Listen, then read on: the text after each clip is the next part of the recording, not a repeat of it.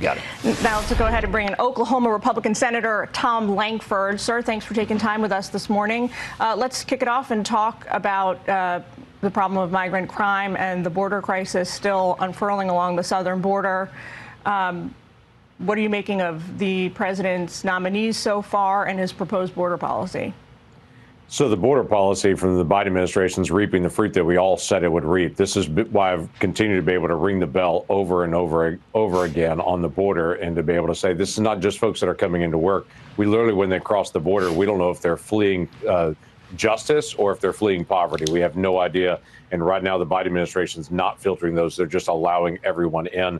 And it's been a great frustration, both for the American people, that they spoke out loudly during the election on.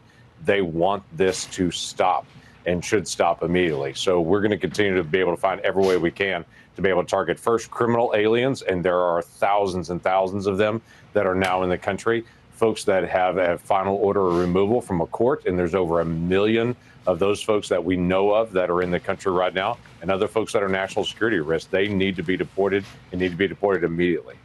Senator John Roberts here. So a question about that. We had information yesterday from DHS that 1.4 million people who are in this country illegally have deportation orders against them. 13,000 of them are in ICE custody. And a question a lot of people might have is, why are they still in the country? Why haven't they been removed? That's been a question that I've asked over and over again of this administration. This administration has been unwilling to do it. They say they're setting priorities for criminal aliens, but quite frankly, avoiding a court order when a court order says to you, you have to leave, is also a criminal act as well. So they're picking and choosing who they want to be able to deport and who they don't. The best thing to be able to do is, if a court has ordered them removed, they need to be removed and need to be removed immediately. And then if they commit any other criminal act other than immigration violations, they've got to be able to be removed immediately and start working through the pecking order of those that are the highest risk and start identifying those folks and removing them. While we have you here, Senator, I want to make sure we take time to ask you about a bit of foreign policy as well. We're learning this morning that the International Criminal Court has again issued an arrest warrant for Israeli Prime Minister Benjamin Netanyahu. What's your take on that? Yeah, frustrating again. This is another reason why the United States is not a party to the International Criminal Court. Neither is Israel, because this random court just tries to step in and take over sovereignty. They're literally saying, as a court, the nation and the leader of a nation that was attacked by terrorism, that still is trying to get the hostages back from their nation, that person is the criminal. This is how backwards the world has become on that. And it's one of the many reasons we continue to be able to stand with our ally Israel, even though yesterday, Bernie Sanders actually brought a resolution to try to strip away American weapon systems going to Israel, and he had 19 other folks that voted with him. No Republicans voted with him. We had 19 other folks that stepped in and said, yes, we want to be able to strip away weapons from Israel. We're not going to do that. We're actually going to stand with Israel. We want to see an end to this war. We want to see a return of those hostages. And no, we don't want a lawless international criminal court to be able to step in and try to convict Benjamin Netanyahu. Senator, if I could come back just to finish here on the border. So here's a situation that we have, and we talk to Tom Homan about this all the time.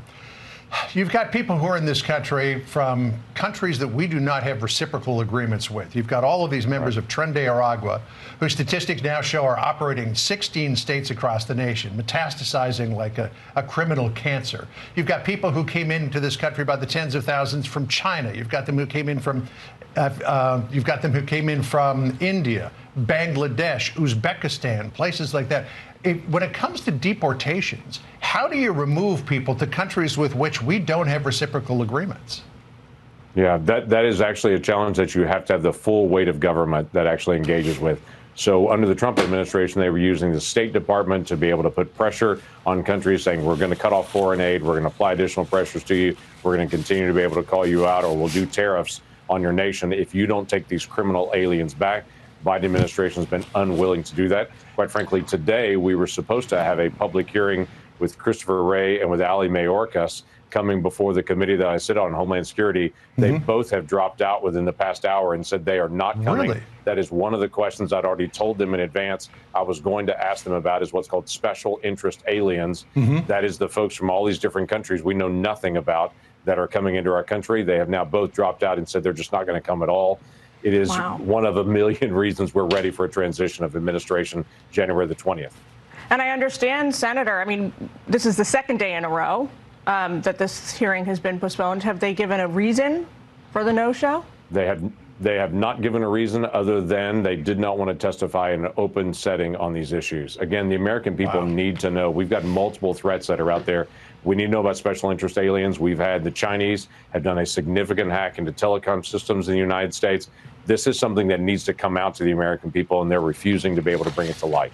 You know, we had our Fox News voter analysis show that 75% of people who voted think that what's happening on the border is a very important issue, and yet you don't have these people even showing up to a Senate hearing. Senator Lankford, good to talk to you. Thanks for joining us this morning. Appreciate it. Thank you, Good sir. to see you again.